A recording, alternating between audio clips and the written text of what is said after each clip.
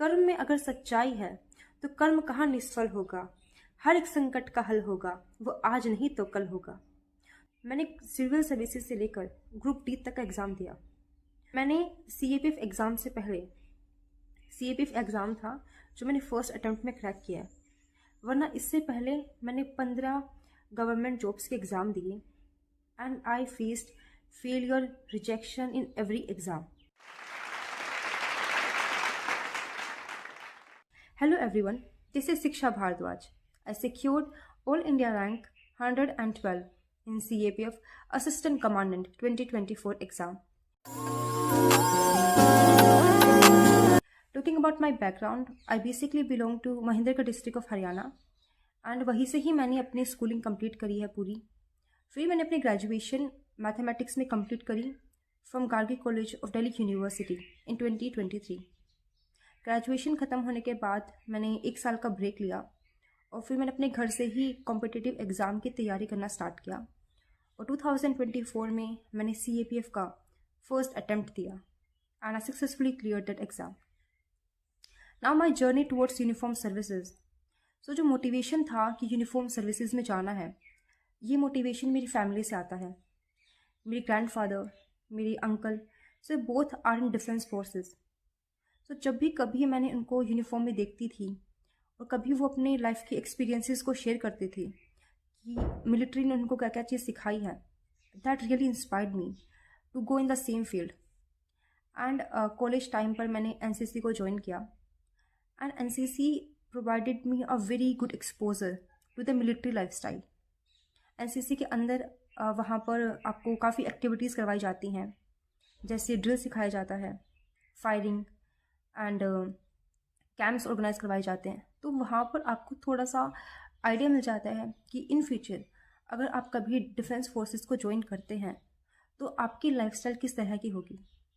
तो मुझे वो जो NCC में जो लाइफ हम जीते थे ना, मुझे बड़ी मज़ा आती थी उस चीज़ के अंदर। That was very exciting, that was full of adventure and वहाँ पर बहुत कुछ चीज़ सीखने को मिलता था।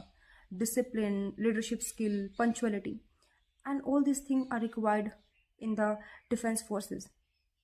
सो NCC के बाद मैंने डिसाइड किया कि मैं यूनिफॉर्म सर्विसेज में जाऊंगी और मेरी जो प्रिपरेशन थी यूनिफॉर्म सर्विसेज के लिए वो 2021 में मैंने स्टार्ट कर दी थी, right after my 12th class. मैंने NDA का फर्स्ट अटेम्प्ट दिया इन 2021। रिटन स्टेज तो मेरे क्वालिफाई हो गया था, but I was not able to qualify that SSB interview. I got conference out there. उसके बाद कॉलेज टाइम पर मैंने CDS के और FCAT के मल्टीपल अटैम्प्ट्स दिए। वहाँ पर लगभग 7 बार SSB का इंटरव्यू दिया, बट एवरी टाइम आई इधर गोट स्क्रीन आउट और कॉन्फ्रेंस आउट। फिर मेरे किसी रिलेटिव ने मुझे सजेस्ट किया, वो भी CAPF में CISF में है, तो उन्होंने मुझे बताया कि एक CAPF एक सर्विसेज होती हैं, फोर्सेस हैं जो आपको इक्वल अपॉर्चुनिटी प्रोवाइड करेंगी, देश की सेवा करने का आपको मौका देती हैं। तो इन फोर्सेस के बारे में जब मैंने थोड़ा सा रिसर्च करा, इसका सिलेबस, इसका एग्ज़ाम पैटर्न को एनालाइज किया, तो पता चला कि जो CDS का और CDS FCAT का जो सिलेबस है, CAPF का syllabus, it is quite similar. जो हमारे बेसिक और कोर कॉन्सेप्ट्स होते हैं, पॉलिटी, इकोनॉमिक्स, हिस्ट्री, ज्योग्राफी वगैरह, ये काफ़ी सिमिलर हैं। बस थोड़ा सा एक्स्ट्रा काम करना पड़ता है आंसर राइटिंग स्किल के ऊपर, जो कि इस पेपर 2 CAPF में होता है, उसके ऊपर। फिर मैंने ग्रेजुएशन के बाद CAPF की तैयारी करना स्टार्ट कर दिया था। एंड CAPF के बारे में थोड़ा सा आपको मैं एक ओवरव्यू दे देती हूँ। सो CAPF का जो एग्ज़ाम है ये 3 स्टेजेस में कंडक्ट करवाया जाता है। जो सबसे पहली स्टेज है, it is a written stage, जहाँ पर 2 एग्ज़ाम होते हैं, paper 1 and paper 2। Paper 1 is a objective exam while paper 2 is a subjective exam, जहाँ पर आपको अपने थॉट्स, अपने ओपिनियंस को प्रेजेंट करना होता है। और जो मेरी स्ट्रैटेजी थी पेपर 1 एंड पेपर 2 की, I have already shared on a YouTube channel called uniform calling CAPF। आप वहाँ पर जाके मेरी स्ट्रैटेजी को देख सकते हैं कि किस तरह से हम प्रिपरेशन करें इन दोनों पेपर की। फिर जो भी कैंडिडेट इस रिटन स्टेज को क्वालिफाई करते हैं, they are called for the physical test. जो फिजिकल स्टेज है, यहाँ पर 3 टास्क होते हैं। सबसे पहले है 100 metre race, then 800 metre race and then long jump. सबसे पहला टास्क जो है 100 मीटर रेस का, मुझे लगता है यही सबसे डिफ़िकल्ट टास्क है इस पूरे फिज़िकल प्रोसेस का। क्योंकि मेरे टाइम पर जिस दिन मेरा फिज़िकल टेस्ट था, उस दिन 27 गर्ल्स कैंडिडेट रिपोर्टेड एंड उनमें से only 10 girls candidate qualified 100 metre race and 17 got disqualified. So you can imagine the rejection rate in the 100 meter race is very high. And जब मैंने बाद में उनसे पूछा कि लाइक क्या रीज़न है आपसे, ये लाइक रेस तो काफ़ी छोटी थी बट क्वालिफाई क्यों नहीं कर पाए, तो उन्होंने बताया कि उन्होंने फ़िज़िकल की तैयारी सिर्फ 1 महीने या फिर 1.5 महीने पहले ही स्टार्ट करी थी।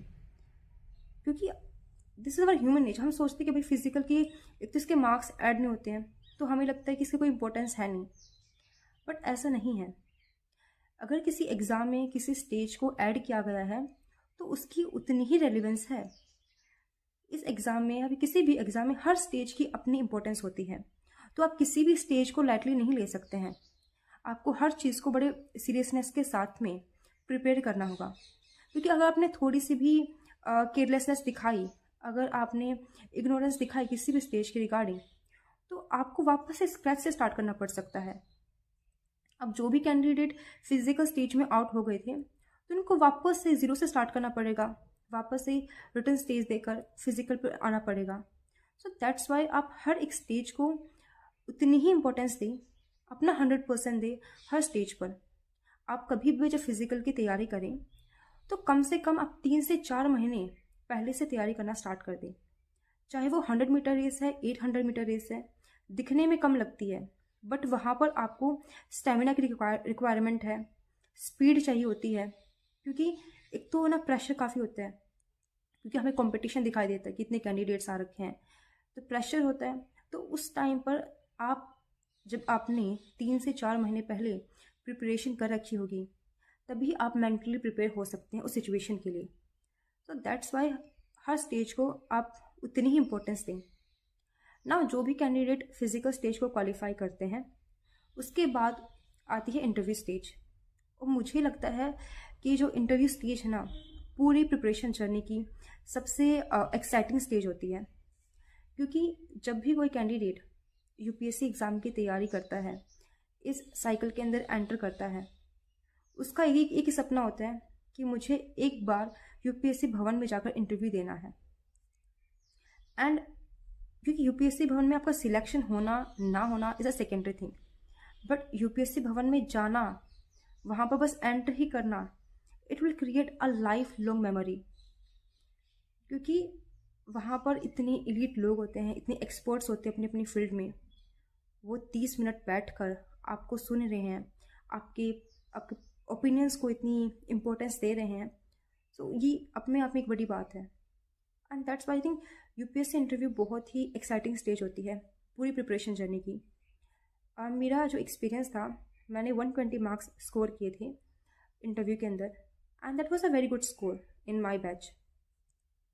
और मेरे खुद का जो एक्सपीरियंस है उससे मैं आपको बस यही कह सकती हूँ कि जब भी कभी आपका इंटरव्यू आता है, आप नर्वस मत होना। देखो, आपको इतना अच्छा मौका, इतने लाखों कैंडिडेट के बीच में से आपको एक मौका मिला है कि आप यूपीएससी भवन में जाकर इंटरव्यू देके आएँ, तो आप उस इंटरव्यू उस मौके का भरपूर फ़ायदा उठाएं। नर्वस मत होना, बिकॉज बड़ी अच्छी स्टेज है ये वाली। And my advice would be, when you are going for the interview, you have to carry that confidence with yourself. You have to walk like an officer in the interview hall. Question आना ना आना कोई दिक्कत नहीं, कोई परेशानी नहीं है, क्योंकि वो आपकी नॉलेज को ऑलरेडी टेस्ट कर चुके हैं रिटन स्टेज पर। इंटरव्यू स्टेज सिर्फ आपकी पर्सनैलिटी को टेस्ट करने के लिए है कि आप क्या सच में वो ऑफिसर लाइक क्वालिटीज़ पोजेस करते हैं कि नहीं करते हैं।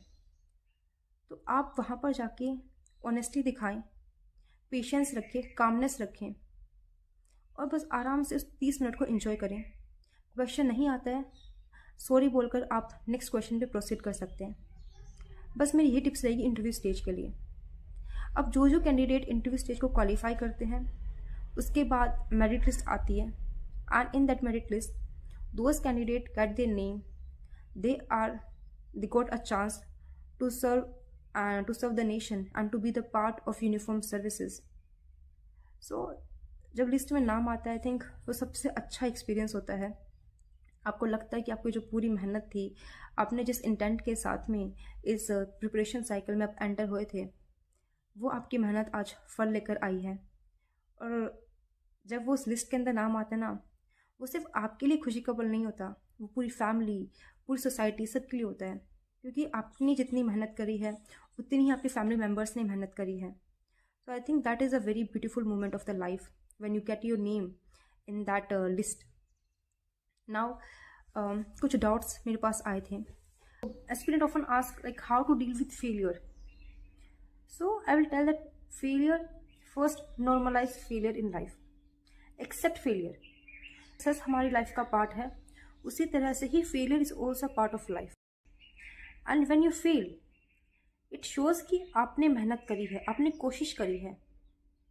वो इंसान कभी भी फेल नहीं होगा जो इंसान हमेशा अपने कंफर्ट जोन में रहता है। जब आप अपने कंफर्ट जोन से बाहर निकलते हैं, आप कोशिश करते हैं, तब आप फेल होते हैं। मैं मेरी लाइफ का एग्जांपल देती हूँ, जो मेरा पर्सनल एक्सपीरियंस था। मैंने CAPF एग्ज़ाम से पहले, CAPF एग्ज़ाम था जो मैंने फर्स्ट अटैम्प्ट में क्रैक किया है, वरना इससे पहले मैंने 15 गवर्नमेंट जॉब्स के एग्ज़ाम दिए and I faced failure, rejection in every exam. मैंने सिविल सर्विसेज से लेकर ग्रुप D तक का एग्ज़ाम दिया, और मुझे अब भी याद है कि जिस दिन मेरा ग्रुप D का रिज़ल्ट आया था, I got merit out in that group D exam. और उस दिन मैं बहुत ही ज़्यादा रोई थी, क्योंकि मुझे लगता था कि मेरा जो सपना है कि मैं गेजेटेड ऑफिसर बनूंगी, और यहाँ पर मेरे से ग्रुप D का एग्ज़ाम क्लियर नहीं हो रहा। तो उस दिन को बड़ा रोना आया था, बहुत बुरा भी लगा था खुद के लिए। बट इसको मैंने एक्सेप्ट किया और वापस से मेहनत करना स्टार्ट किया। 8 महीने बाद I got selected as an assistant commandant. So life is very beautiful. अगर आप खुद पर विश्वास करना कभी नहीं छोड़ेंगे ना, तो दुनिया की कोई ताकत नहीं है जो आपको हरा सकती है। खुद पर विश्वास करना कभी भी मत छोड़ना। आपने अगर अपने लिए कोई सपना देखा है, तो सपने को पाने के लिए पूरी मेहनत करो, अपना एफर्ट्स डालो। फेलियर आ रहे हैं, असफलताएं मिल रही हैं, वो इस जर्नी का हिस्सा है, उसको स्वीकार करो, बट उससे कुछ चीज़ों को सीखो। क्योंकि जब भी कभी आप फेल होते हैं, ये आपको बताता है कि आपकी क्या कमियां रही हैं, और जब आप उन कमियों पर काम करेंगे, you will become a mature person, will become mentally tough, and that's why failure is important to teach good lesson in life. And second thing is कि अगर आप पूरी ईमानदारी, पूरी सच्चाई के साथ मेहनत करें, तो सफलता आपको एक न एक दिन ज़रूर मिलेगी। क्योंकि कहते हैं ना कि कर्म में अगर सच्चाई है तो कर्म कहाँ निष्फल होगा, हर एक संकट का हल होगा, वो आज नहीं तो कल होगा। तो भगवान आपकी मेहनत को देख रहा है कि सफलता एक दिन में नहीं, पर एक दिन ज़रूर मिलती है। तो आप मेहनत करते रहें, आपको सफलता ज़रूर मिलेगी। Now second is that how to stay focused.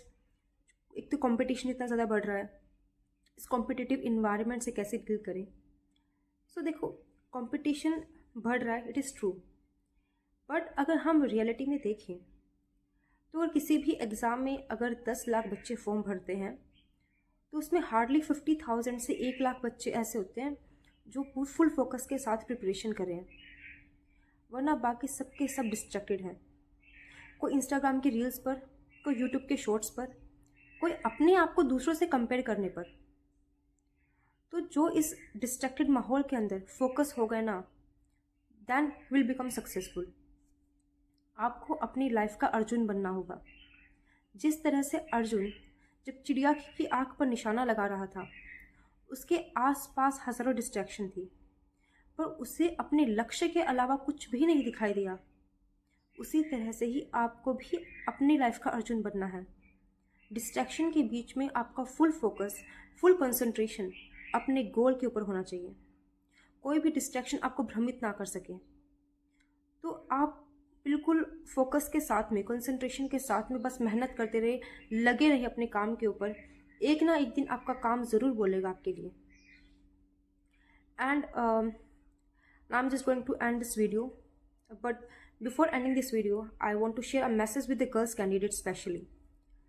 क्योंकि मैं गांव के अंदर मैंने पूरी प्रिपरेशन गांव में रहकर ही करी है, और गांव में हम देखते हैं कि जो स्पेशली गर्ल्स के लिए, कि गर्ल्स एक सर्टेन एज तक पढ़ाई करती हैं, 21-22 तक की पढ़ाई करी, जॉब लग गई तो ठीक है, नहीं लगे तो शादी करवा देते. बट आई बिलीव दैट शादी, marriage is just a part of life. It is not entire life. ये आपकी लाइफ का एक छोटा सा हिस्सा है. बट जब आप फाइनेंशियली इंडिपेंडेंट होते हैं, जब आप फाइनेंशियली इंडिपेंडेंट होकर खुद की पहचान बनाते हैं, तो ये आपके साथ ज़िंदगी भर के लिए चलने वाला है. तो मैं गर्ल्स कैंडिडेट के लिए यही कहना चाहती हूँ कि आप अपने लिए एक सपना देखें, उस सपने को पाने के लिए पूरी मेहनत करें, पूरी मतलब अपना 100% डाल दें उस काम को पाने के लिए. क्योंकि आज के टाइम पर फाइनेंशियली इंडिपेंडेंट होना is very important for the women. Because when you are financially independent, you have the right to take stand for yourself, not only in the family but also in the society. और जब एक women successful होती है तो वो जाने अनजाने में 10 दूसरी लड़कियों के लिए, दूसरी औरतों के लिए एक इंस्पिरेशन बनती हैं. बाकी सब उसको देख के मोटिवेट होते हैं. तो इसलिए आपको मेहनत करनी है. आपको आपने जो भी सपना देखा अपने लिए, उसको पाने के लिए पूरी जी जान से कोशिश करें. और मैं पेरेंट्स को भी कहना चाहती हूँ कि अगर आपका बच्चा किसी भी फील्ड में कोई काम कर रहा है तो उसको फुली सपोर्ट करें. क्योंकि एक हाथ से ताली नहीं बजती है. बच्चे के हाथ में है मेहनत करना, एफर्ट्स डालना. But at the and parents का सपोर्ट होगा तो ये जर्नी है, ये बहुत आसान हो जाएगी. ये बच्चा सक्सेसफुल होता है तो फैमिली का ही नाम होता है. इसलिए पेरेंट्स का सपोर्ट की भी रिक्वायरमेंट है. एंड मैं पेरेंट्स से भी कहना चाहती हूँ कि प्लीज़ बच्चों को सपोर्ट करें पढ़ाई के लिए, फ्यूचर बनाने के लिए. शादी वगैरह के लिए गर्ल्स को इतना प्रेशराइज ना किया जाए तो सोसाइटी में अच्छा रहेगा. And thank you everyone for giving this me opportunity to interact with you and share my journey with you.